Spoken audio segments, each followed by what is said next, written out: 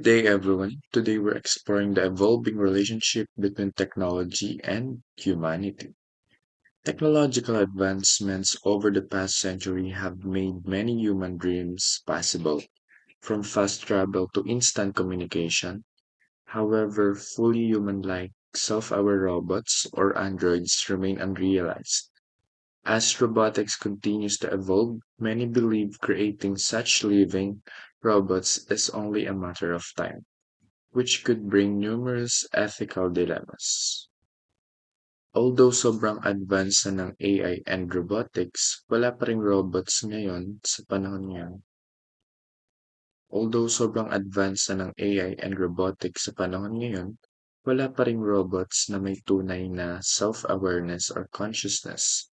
Pero dahil mabilis ang progress natin when it comes to technology, maraming experts ang niniwalang hindi malayo na sa future ay magkaroon tayo ng mga human-like androids na talaga, yung may sariling awareness and consciousness. Dito rin pumapasok yung malaking tanong na if nag-a-adapt ba ang technology sa atin or sa tao or tayong mga tao ang nag-a-adapt sa technology. And ayon sa Nature Human Behavior Year 2020, they found that heavy digital exposure reduces deep focus and increases multitasking. Mas nasasanay ang utak natin sa mabilis at pira-pirasong impormasyon, kaya humihina yung ability nating mag-concentrate ng matagal. So next is ang origin of the robot concept. The term robot comes from the 1920 play RUR or Rossum's Universal Robots by Karel Čapek. Galing ito sa salitang Slavic na robota, meaning work. So, sa play na ito is pinakita ang robot as artificial workers ay built to serve humans. And parang early imagination siya ng automation.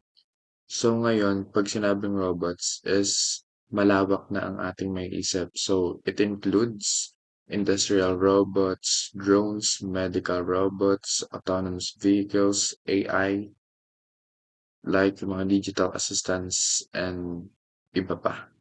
So, ang dating mechanical machines ay naging intelligent systems na. Hindi lang sila gumagalaw. Marunong na din sila ng mag-sense, mag-process ng data, and minsan mag-learn. And ayon sa MIT Robotics Review year 2019, it defines modern robot as embodied AI, hardware plus intelligent software.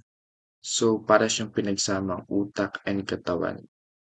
Kasi meron na siyang sensors, algorithms, and decision-making abilities. So next is si Leonardo da Vinci. Leonardo da Vinci conceptualized the mechanical knight, isa sa earliest humanoid designs. Yan yung nasa picture. And kaya nitong igalaw yung kanyang kamay, ulo, and upper body gamit yung mga gears and levers. So, noong panahon niya is wala pang modern engineering. So, meaning, siya lang yung nakaisip and sarili niya ring idea yung humanoid robot na yan. And yung kanyang idea na yan is yung naging foundation sa pagbuo ng mga robots today. And ayon sa science robotics, modern robots use biomimicry. They copy human muscles and skeletal motion. Ibig sabihin, ginagaya ng robots ang natural movement ng tao para magmukhang mas realistic and flexible, yung parang ginawa ni Leonardo noon. So next is si Robin Maran Senig. Hennig studied early social robots and found that kahit mukha silang may buhay or interactive, they are heavily relying on human programming. Wala silang understanding and yung only nakaprogram lang sa kanila yung kanilang ginagawa. And kahit nakakausap natin sila, may tuturing siyang hindi tunay na pakikipag-usap like naturally. They recognize words but not meanings or emotions. And ayon sa Nature Communication, they discovered that humans easily form emotional bonds with robots. It's called anthropomorphism. Kahit alam natin na machine lang sila, nakakausap natin sila like parang may emotion sila. Ito yung reasons kung bakit may mga robot pets na nakatutulong para ma-reduce ang loneliness or ang stress. Si Rodney Brooks. Brooks said the question is no longer if AI will become advanced. Hindi na daw ito yung question na if AI will become advanced.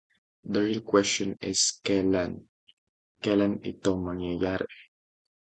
As AI becomes smarter, people wonder, are robots mere machines or potential new forms of life?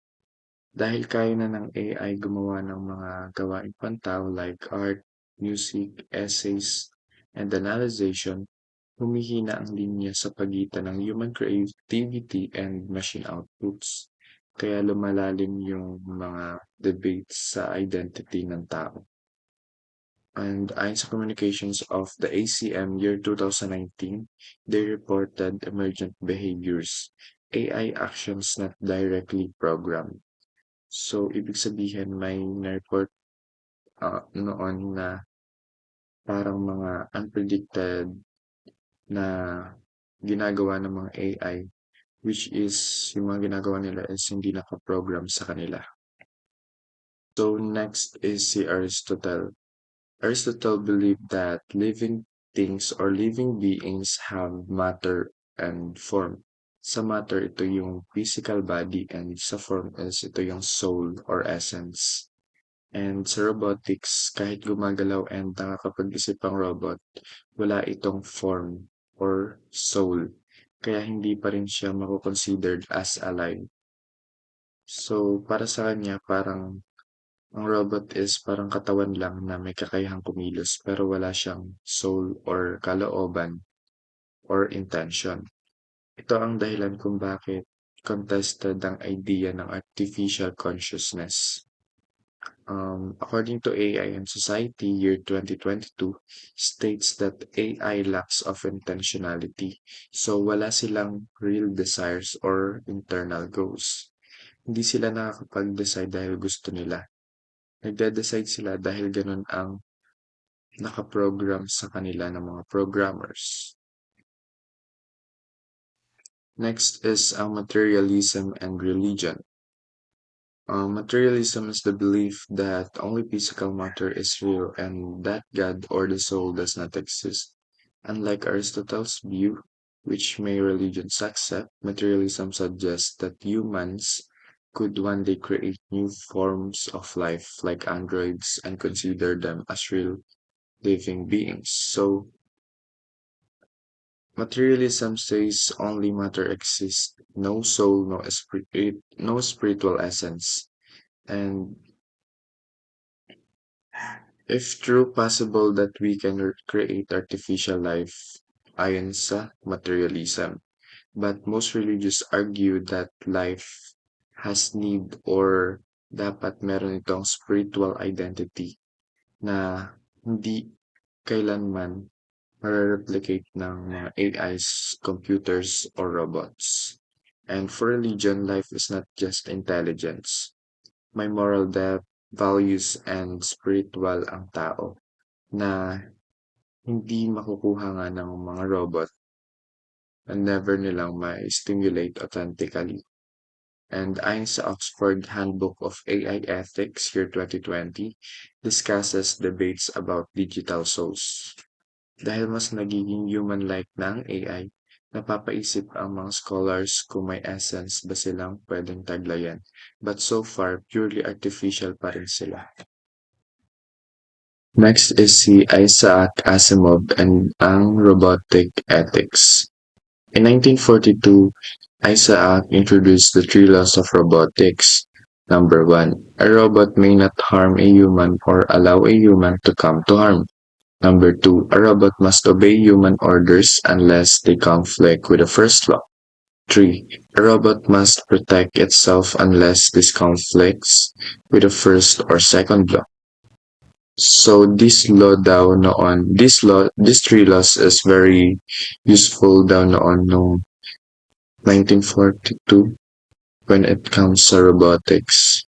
But in today's modern technologies ay masyadong kulang siya and parang hindi siya gano'n kalawak para sa mga technologies ngayon like sa mga autonomous cars, medical AI errors, and bias algorithms. Hindi siya gano'n ka-applicable kasi kailangan siyang i-improve, dagdagan para maka-adapt siya sa mga malawakang pagbabago ngayon. And Asimov's three laws of robotics influence how people think about robot ethics, but they assume humans are more important than robots, which creates ethical challenges if robots were treated as equals or in situations like human-robot armies. So yung three laws na ito is nakaka-influence sa mga tao kung paano nila iisipin or kung paano nila ituturing ang robot if they will treat them like the way we treated each other as humans or in situations like human-robot armies. So next is ang South Korea's Robot Ethics Charter. So dito, it tackles human abuse of robots, robot addiction, data privacy, accountability for robot accidents, ethical rules for future AI behavior. So, ang Korea daw is they show na they are very proactive. Nagplano agad sila ng mga rules bago pa dumating yung mga problems or mga possible problems na caused by robots or AIs. Hindi na nila hinintay yung mga major robot-related harm bago pa gumawa ng mga batas na ito. And karamihan ng mga countries ay ginamit yung Curious Charter as a model. Dahil maaga silang nag-set ng guidelines, sila ang naging reference ng mga iba't ibang bansa para gamitin sa global AI policy development. Human worlds and machines, technological nature. Technology is changing how people experience nature, creating technological nature. Instead of seeing animals and nature directly, people watch them on TV, play games, or use webcams, robot pets, and virtual worlds let people interact with artificial nature. This raises questions about how replacing real nature with artificial experience affect our minds and bodies. Researchers study these effects across culture and from a evolutionary perspective. Explanation. Ang teknolohiya ay nagbabago kung paano naranasan ng tao ang kalikasan. Dahil dito, hindi na lamang direktang nakikita ng mga tao ang mga hayop at kalikasan, kundi ginagamit nila ang TV, video games, webcams at robot pets upang maranasan ito. Halimbawa sa virtual world or online game, pwede kang makakita at makipag-interact sa mga hayop at malaman na para tunay o may robot pets na para totoong alagang hayop. Kaya mahalagang pag-aralan kung paano nakaka-apekto ang ganitong artificial na karanasan sa isip at katawan ng tao sa iba't ibang kultura at mula sa perspektibong evolusyon. Ethical challenges in robotics. Robots are becoming smarter, so scientists are creating ethical rules to prevent harm and guide their behavior. These rules help decide who is responsible for accident, how robots should make moral choices, and ensure their actions are clear and accountable. Robotics is the study and practice of applying moral principles to robot AI. It asks questions like, how should robots behave? Who is responsible if a robot causes harm? How can we make sure robots make fair and safe decisions? Explanation. Mahalaga ang paggawa ng ethical na patakaran para sa mga robot na nagiging mas matalino. Ginagawa ito upang maiwasan ang pinsala, gabayan ng kilos ng robot at malino na matukoy kung sino ang mananagot sa mga aksidente. Halimbawa sa robotics, tinitingnan kung paano dapat kumilos ang robot? Sino ang mananagot kapag nagpasala ito? At paano matitiyak na makakagawa ang robot ng patas na ligtas na desisyon? Kaya't ang robotics ay mahalaga upang tiyakin ang mga robot at AI at kumikilos ng responsible at moral. Impact of emerging technologies. Emerging technologies like AI, AR, VR, home robots, and cloud computing are inspiring transformative visions for society. Their advanced capabilities may reshape daily life, influenced by demographic, economic, and cultural force. While the full impact is uncertain, their interaction with society is inevitable. Explanation. Mahalaga ang mga umuusbong teknolohiya tulad ng AI, AR, and VR, home robots at cloud computing dahil nagdudulot ito ng potensyal na pagbabago sa lipunan.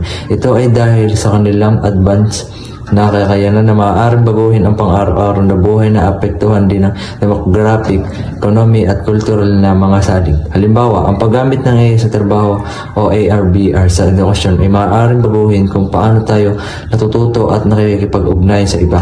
Kaya't kahit hindi pa tiyak ang buong epekto ng mga teknolohiya, ang kanilang pakikipag-ugnayan sa lipunan ay hindi may iwasan.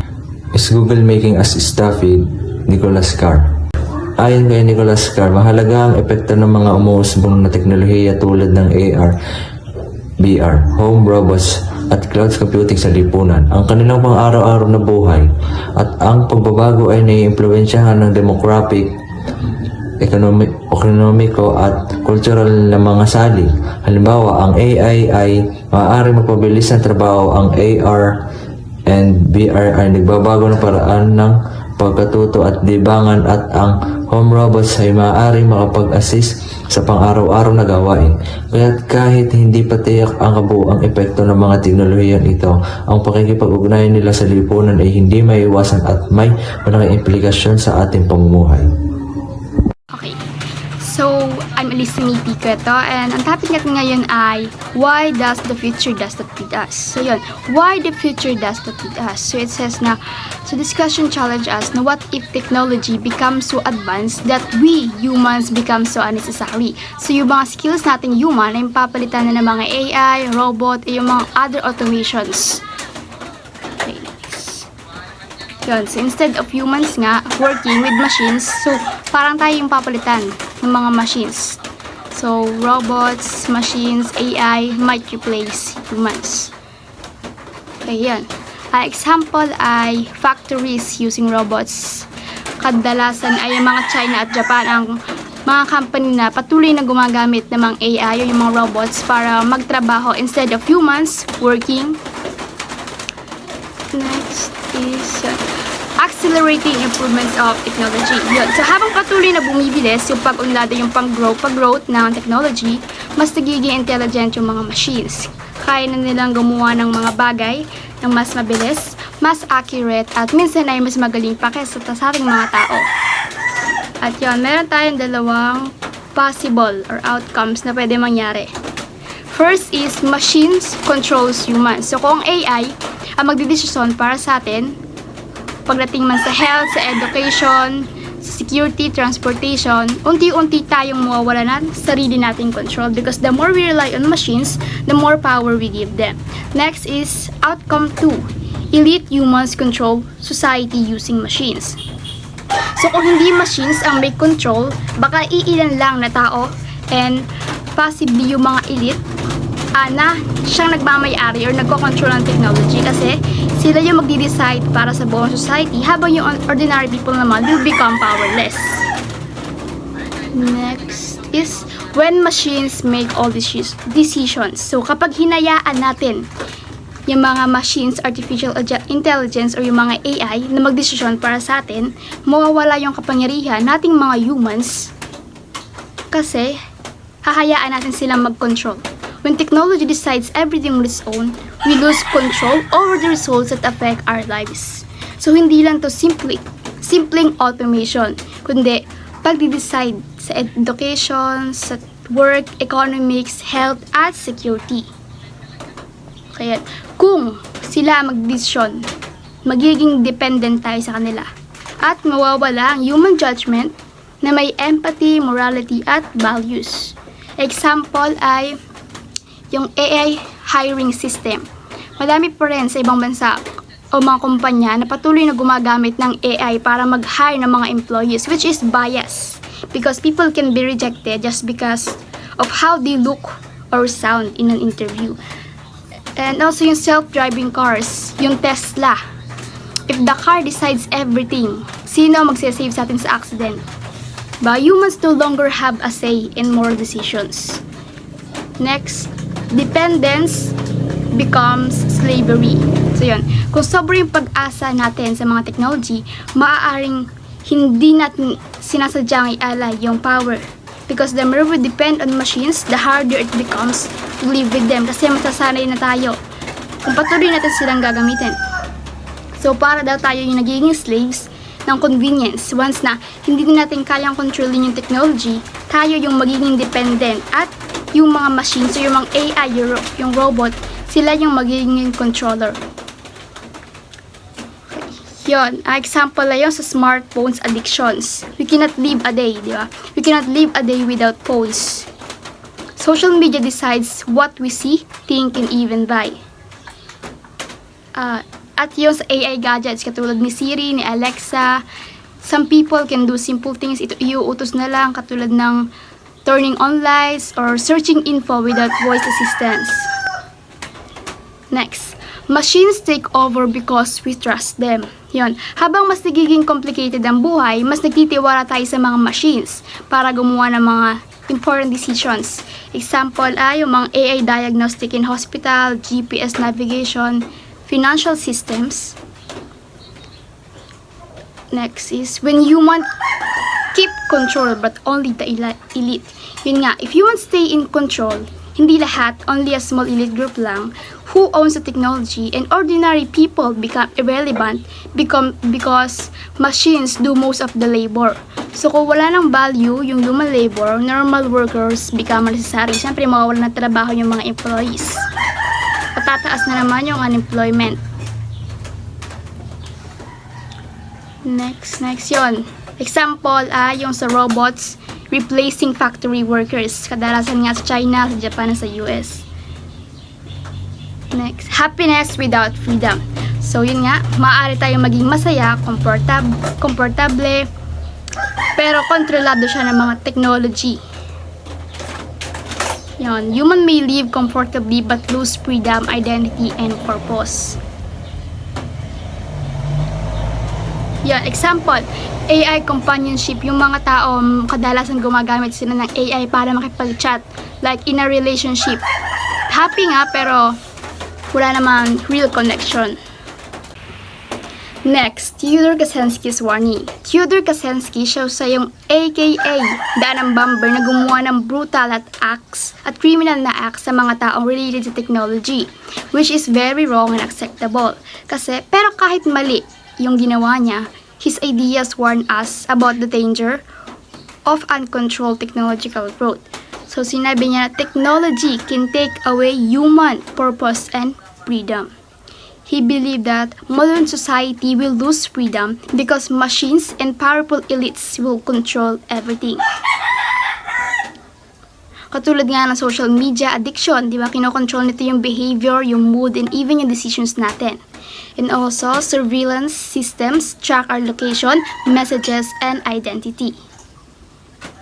Next, technology and Murphy's Law. Sabi ni Murphy, anything that can go wrong will go wrong. So, parang Kaczynski's warning follows this logic kasi kapag sobra ang paggamit natin ng technology, the risk will eventually show. One example is yung sa medicine. Dahil sa overuse ng antibiotics, nag-develop ang super bacteria na hindi na kayang gamutin. And technology tried to solve a problem but created a bigger one. So, mas napalala pa imbes na masolve yung problem. Next, unpredictable effects of technology. Yun. Minsan, ang technology daw ay may unintended or unpredictable consequences. Ibig sabihin, nagtatry tayo ng solusyon, dun sa isang problema, pero nakapagdudulot pa tayo, nakapagdagdag pa tayo ng mas malalang problem.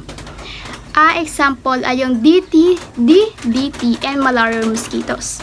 So, ang DDT stands for dichlorodipenyl trichloroethane. So, yun po, ang DDT po ay isang chemical na ginagamit noon dati para pumatay ng mga lamok. And yung malarial mosquitoes naman, ito yung mosquitoes na nagke-carry ng malaria, which is a deadly disease. Yun. Nung gumamit daw ng DDT para patayin nga yung mga malarial mosquitoes, hindi lang daw lamok na naapektuhan. Nagkaroon daw yung mga scientists ng resistance at naging immune sila dun sa chemical. Tapos, pati yung malaria parasites mismo nag-evolve yung para mas dumami pa. Becoming multi-drug resistance, meaning medicine can no longer kill them. Yun. Ang lesson dito ay technology can cause chain reactions we never expected. Mas lumalala pa kaysa sa makapaggawa pa tayo ng parang solusyon. Okay, next. Robots as superior competitors. Yan. Kung sa nature may superior competitor, sa economy and industry natin, pwedeng maging superior competitor natin dito ay yung mga robots and AI. Yan. Sa free market daw, kung sino ang mas mabilis at efficient, sila ang panalo. Because dito, machines have no hunger, no salary, no rest, kaya mas competitive sila pagdating sa trabaho. Yeah. A dystopian warning. So, sinasabi ng dystopian thinkers, yung mga taga-babala tungkol sa dark future, na baka dumating ang panahon na kailangan nating magpasa ng laws that forcing robots to be kind or ethical. Pero kung kailangan nating ipilit na maging mabait sila, so that means na robots are powerful enough to become dangerous. Because the more laws we try to create to control them, the more we admit that we are losing control. Okay. Next, uncontrolled self-replication plus promise technology. So yun, yung ang pinakadelikadong risk ay kapag yung mga bagong technology daw ay pwede na mag-self-replicate or magdoble or na gumagawa sila ng versions nila without human control. So kapag hindi natin sila mapigilan, so syempre magkakos sila ng physical damage at hindi lang digital destructions. Pero meron daw dalawang sides. One is potential promises, near immortality, casual dreams of technology that will make humans live almost forever through AI, robotics, brain uploading. Next is genetic engineering cures. So, pwede nang gamutin ang cancer katulad ng HIV, disability, and genetic diseases. And yung nanotechnology and nanomedicines. Ang nanotechnology sila yung nasa loob ng body natin. Yung mga tiny machines that can enter the bloodstream to fix body damage from inside. And meron din silang big risk, which is yung nga, self-replicating nanobots can spread uncontrollably. And genetic experiments can create dangerous organism. Makakabuo pa silang organism which is dangerous. AI can outgrow human control. Okay, next. How the 21st century differs. So, nung 20th century, may mga deadly weapons na gaya ng nuclear, biological, at chemical weapons, NBC. Pero kahit malakas sila, mahirap daw silang gawin. Pero, yun, kailangan daw ng mga rare materials, government support, yung mga government facilities, scientists, at secret knowledge. Kaya limitado lang daw yung nakakagawa nito dati. Pero ngayon, sa 21st century, dumating ang GNR technologies. Genetic, which is yung pag-edit ng genes. Nanotechnology, which is yung mga super small machines inside matter or inside our body. And robotics, yung mga intelligent machines. Yan. So, ang malaking difference sa 20th century, 21st century, hindi na kailangan ng napakamahal na facilities or rare materials. Knowledge lang ng mga scientists ay sapat na para makabuo ng mga ganito. So, dahil dito, pwedeng magkaroon ng KMD, which is yung Knowledge-Enabled Mass Destruction. Ibig sabihin, kahit small groups or individuals, kaya nang makagawa ng malalakas at delikadong technology na pwedeng mag-replicate at makahawa. Okay. Next, a new era of unthinkable power. So sinasabi dito, sa loob daw ng ilang taon ay tataas daw ng sobra ang computing powers by 2030. So malapit na. Kaya na natin gumawa ng machines na 1 million times na mas powerful kaysa sa machines natin ngayon, kaysa sa computers natin ngayon. So kapag pinagsama daw ang advanced computing, plus robotics, plus nanotech, plus genetics, parang binibigyan daw natin ng kapangyarihan yung mga tao na i-design ang mundo, yung world natin. So pwede tayong gumawa ng mga self-replicating intelligent robots, which is yung robots na kaya magparami at mag-evolve, and genetically modified organisms, yung mga new species, clones and enhanced human nanomachines inside our bodies. Yon. So once robot become intelligent, mabilis na silang mag-evolve tulad ng new robotics species. So dito, nagiging peligro kasi baka mawala ang control ng tao. Hindi dahil evil ang robots, kundi dahil mas sufficient sila kaysa sa atin kasi mas magaling ang mga robots kaysa sa humans. Example natin dito ay ang self-driving logistics robots. So machines eventually replace all drivers, warehouse labor, and delivery workers. So kapag nag-evolve pa sila, baka sila na rin ang gumawa at mag-repair ng mga sarili nila. Next is gene-edited super soldiers or super artists. So countries or companies creating enhanced humans with edited DNA. Next, nanobots in medicines. Robots that repair cells or kill cancer, pero kung magmamalfunction, siyempre maaari nilang sirain yung mga healthy tissue ng mga humans. Next is synthetic species. So, yung paglikha ng mga totally new plants and animals para sa farming. Yun yung ginagamit nila, synthetic species. So, pwede silang mag-dominate at sirain yung natural ecosystem kasi parang invasive species on steroids. Okay.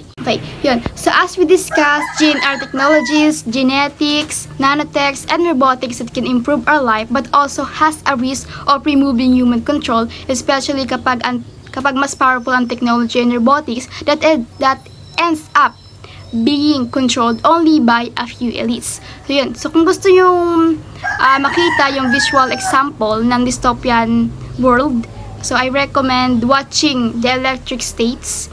So sa movie na ito, makikita natin yung society filled with robots, machines, and drones na originally ginawa para makatulong but eventually nagkaroon ng massive control and human manipulation, and ordinary people are left powerless.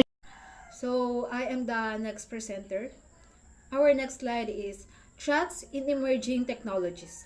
Genetic engineering threatens the cornerstone of democracy, equality by potentially creating separate and unequal species, already widespread in agriculture, GMO crops.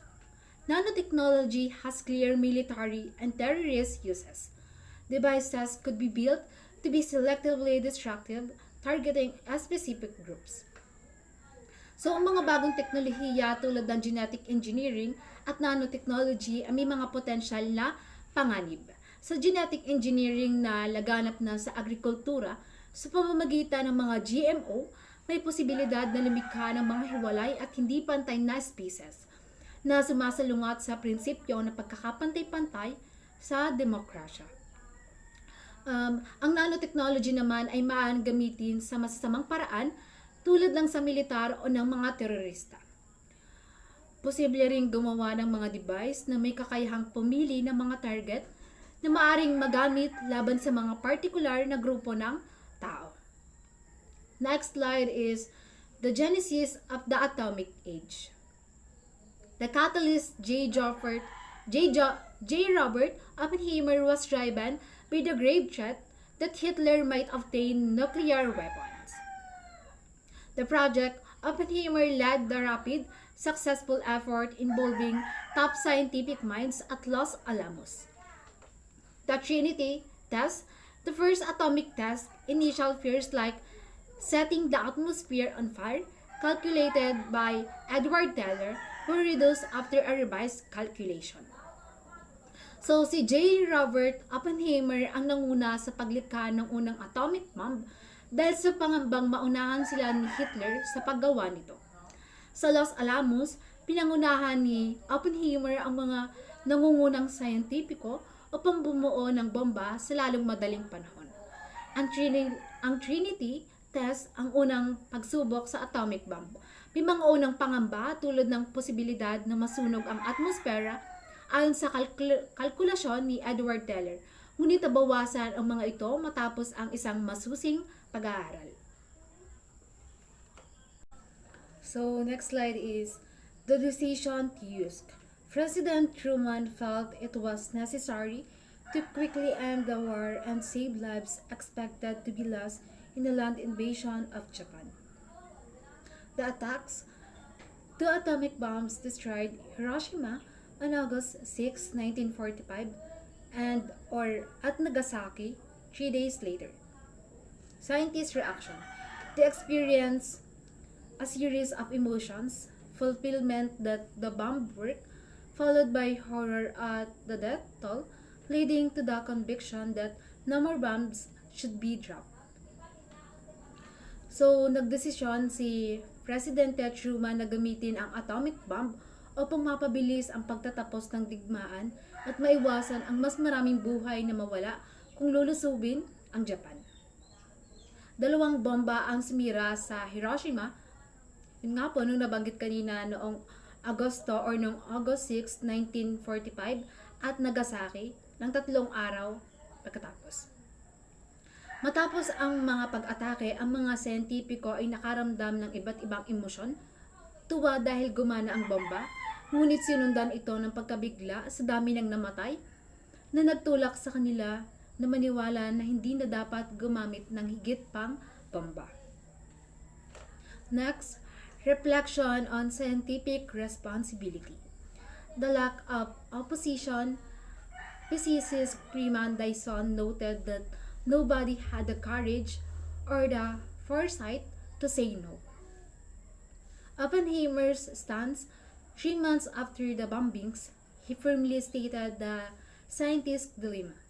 It is not possible to be a scientist unless you believe in the knowledge of the world and the power which this gives. Emphasizing the unavoidable responsibility of discovery. So, ang bahaging ito ay tungkol sa responsibilidad ng mga scientifico sa kanilang mga tuklas, lalo na kung ito'y maaari magdulot ng malaking pinsala. Binibigyan diin na walang tumutol sa paggawa ng atomic bomb at pinapakita ang problema ni Oppenheimer. Bilang scientifico, kailangan mong maniwala sa kaalaman at kapangyarihan nito. Ngunit kasama nito ang responsibilidad sa kung paano ito gagamitin. Hindi maaaring takasan ng mga scientifico ang responsibilidad na ito. Kailangan nilang isipin ang mga maaaring maging resulta ng kanilang trabaho. Oppenheimer's final quote encapsulates the idea that once knowledge and power are created, the creator cannot simply walk away from the consequences. So, hindi ko na po binasa ang nasa slides. Proceed na po tayo sa explanation. Humanity faces a range of existential risks stemming from technological advancements. While some, like Ray Kurzweil, maintain an optimistic outlook, others caution against the potential for catastrophic outcomes that could significantly shorten our existence. Understanding and mitigating this risk is crucial for our survival.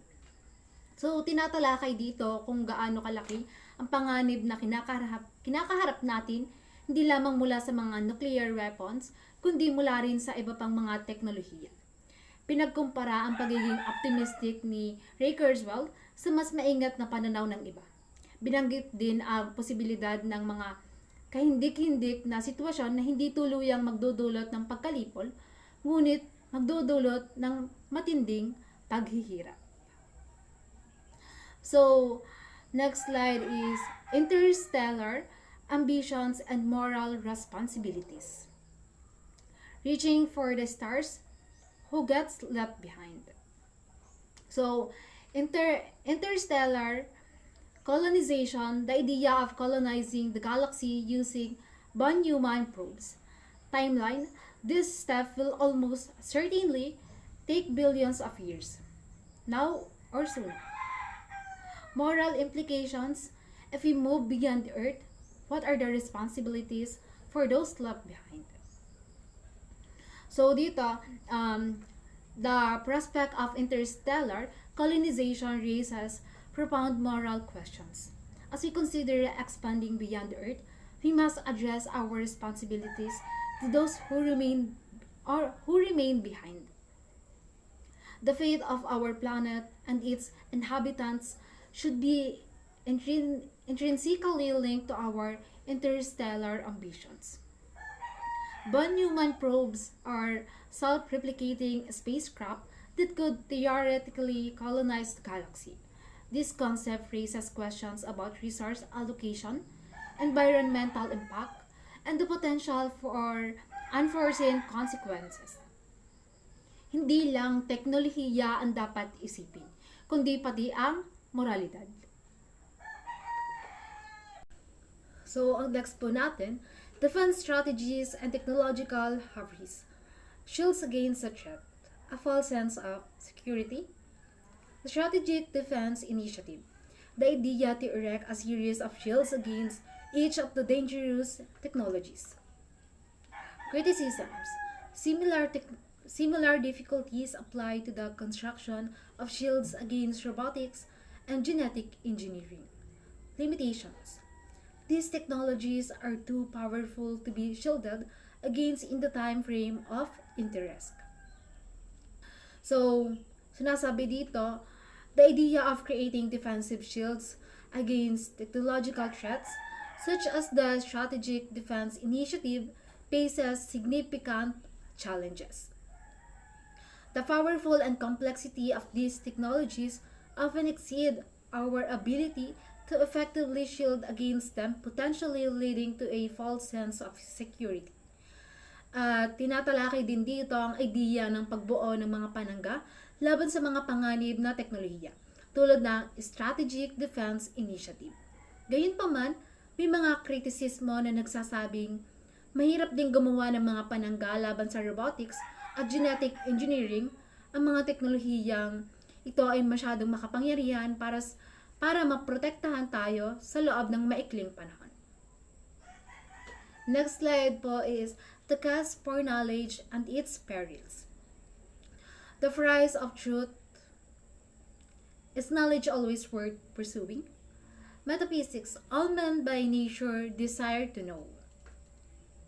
So, dito po, ang paghahanap ng kaalaman ay likas sa tao. Ngunit, may panganib din ito.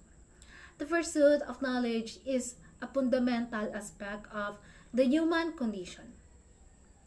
However, as Nietzsche warned, faith in science should not be unlimited. The truth that science seeks can be dangerous if it leads to our extinction. We must carefully consider the potential consequences of our scientific pursuits. So this is the last part of our presentation. This is the last slide of our report. The human condition and the future. Redefining the human condition, a call for wisdom and balance. Vital energies. We need to find meaningful challenges and sufficient scope in our lives. Unrestricted growth. We must now choose between the pursuit of unrestricted and undirected growth through science and technology and the clear accompanying dangers. So, call to action. We must strive for a future where scientific progress enhances the human condition rather than threatening it. So, dito pa sinasabi na as we navigate the complexities of the modern world, we must strive to redefine the human condition. We need to find meaningful challenges, embrace sustainable, practices, and ensure that scientific progress enhances our lives rather than threatening them. Wisdom, balance, and a deep understanding of our place in the universe are essential for creating a better future. Kailangan nating hanapin ang tunay na kahulugan at layunin sa buhay. Kailangan nating pumili ang walang limitasyong pag-unlad sa siyensya at teknolohiya na may kasamaang panganib o ang kinabukasan kung saan ang siyensya ay nagpapabuti sa buhay ng tao, hindi nagbabanta. Dapat tayo magsika para sa balanseng kinabukasan.